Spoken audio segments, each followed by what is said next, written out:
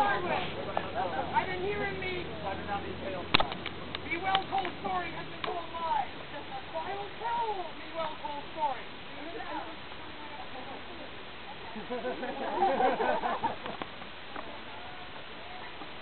Read forth the witness. Where's Chuck? I don't know. Where is Chuck? I didn't get Chuck. He didn't want to come. All right. We have a prisoner. It's all right. I mean, there's dead names. Oh, no. That's an earlier thing. All right. Tell the story. The digital dragon The story tells begins. all. At Barducci's hoity-toity party last year. I'm sorry. At Barducci's hoity-toity party last year, Chuck, in 3 skulls, walked up to the gate guards, and said, "Here we leave." And he went. And Chuck took over the Barducci gate. Speed number 1. Speed number 2. Some pirates did walk up to the gate, trying to puff their way into the hoity-toity party, looking a little piratish like Chuck was wearing. Chuck says, "Well, you can't get in there with that banner after all. And you realize that I do represent a household letter of marque. And if you want to get in there, you have to do this way." All right? At which point, that's really funny. Here you go, fine, no problem. We'll be back in a little while. Chuck then follows them in. Finds me inside and says, "What do we do with this?" Now, for the next rough 20 minutes, Chuck and I tried very carefully to untie these very wet knots after all those years of rain. People stood over this pole to make sure that the people in Barducci that night did not stumble over the pole. So, at which point, Maydoun takes said flag and runs it through his belt. And anybody who's looking for that portion of bravery, I'm bound to make a friend. So, walked around for a little while, no particular bite, went home, hung up inside our gate, which apparently didn't see when he came in, decided to just go we had there anyway. And went to bed. Didn't get up till the next morning. Next morning we find, no food. And soon we find that when poor Weasel, I mean, actually not trust on this whole Weasel, sitting in the marketplace, dozing after all, has a small child. Oh. Bottle into his lap, steals his glass, and it's coincidence. Now, but the first ransom note said basically, among other things, look, I'm leaving in like 24 hours. Now, and certainly, you know, I mean, for instance, and I will make it clear at this point, how 3 skulls has their own, but this is me personal 3 skulls banner, what I sewed with my own hands. Ah. All right? So, I took one to stole my personal banner. That's what you get for putting them on the front gate. I know, but they look so stiffy. That's really what makes it a gate right now. Right, so, meanwhile, back to the rest. Right. So, having had this note saying that this really needs to be returned, so I can take it. And knowing that being a squire, I was required to be on the battlefield all morning. First thing I did was I applied banner onto myself, basically a cape. Put it over my back, and walked around for a couple of hours before the battle, saying, "Look, anybody have any idea who's saying this? Right? And every once in a while I got a response, Captain Crunch, but I didn't get very clear answers about where you might be.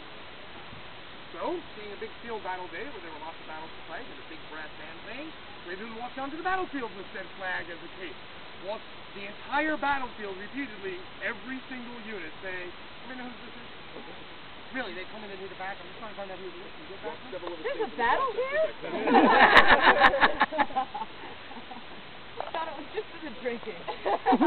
Well, and the yes. sex. I mean, the sex too is pretty cool. That's why I come. Having wandered around a long time, eventually someone approaches me and says, "I'm pretty sure this person is okay." So, at that point, Maydoun says, "Well, you know, Proof first back we'll in use their flag camp I back. came Let me to run down." Now, downfall number 1. Merely because they had important business to conduct in the campsite, no one would go with you. Right? So, while I was standing, I don't know, somewhere right over there, with my back to what I understand is roughly your tent, right? Right up against what I understand was roughly your sheet wall or little piece of wire. Actually, you were closer towards the next camp over, but that's okay. Right, Yes. One of my crewmen saw you going by and said, "Oh, that's him." Okay. Yeah. So while I was distracted by the pretty girl, which after all was even reason to take a snark in the wilderness, because still have my character. Anyway, so while that was going on, I'm standing there, chatting up with this lady, and I feel, she's gonna point something out. At which point somebody says something roughly to, "That's my flag you're wearing," with these clothing laugh. And then with a completely change of voice, "And doesn't it look really good? You can set them up like this next year." Right? And you know the story from there. So that's my version of the story, which I would say is within at least one drunken brain cell of basic veracity. Right? Yeah, and we've all heard it before. So now, for further entertainment, all right, what was the cover? Someone was telling someone, I don't know who, one of my crewmen said had a person with dark, long, curly hair. Actually, we've got several of those in town. Several of them. I don't have it anymore. I had it last year. Over here, you know. Them too. No, I think that rather specifically a person who is rather swarthy and attractive looking. Long, dark, curly hair. I'm sorry. I think we need to have the crewmen join that. Was passing along some shivery about how Captain Crunch never would have found the banner that had been taken from her if Captain Crunch didn't, or if the said person taking the banner didn't fall over a tent stake and land essentially in my lap while I was lounging around Cartwhipper. Very good. Had it happened, it would have been a great story. Had it happened, it would have been a fine story, but it was an untruth. And as not one, but 3 separate members of my crewmen told me this that was going on as some obvious shivery, I said, "Oh, that must not happen. Let us go and rectify the situation." Well, unfortunately, it may not have been any of us. We've been having a lot of problems with people impersonating us before because we're that cool and everyone's so cool. Everyone wants to be. Everybody else wants to be a swarthy handsome. I believe we have a bit of business. Yes. So, this one says, yada yada blah, blah blah blah yada. To restore your pride, our ransom demands that you bring a goodly supply of chocolate to crewman Raven at McCain. Okay. Anybody want a nibble?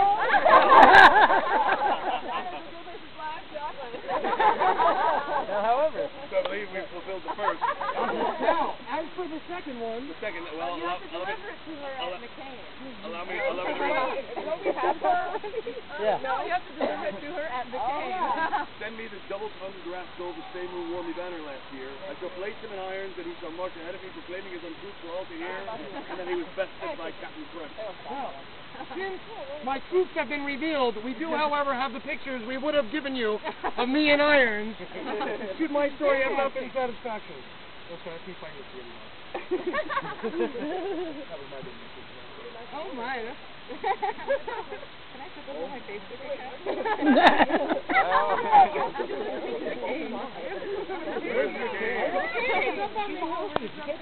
Yes, I believe you have to give a chocolate to her in McCain. So, take her to McCain. Thanks, Ray. I'll see you two later. I don't think we need to give anyone chocolate if we got paid. In her at McCain. What? What?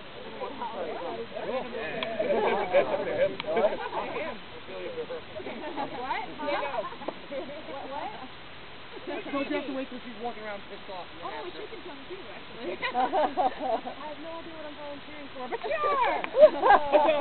All right. Skywag! Let me get your first banner. We had more catch up.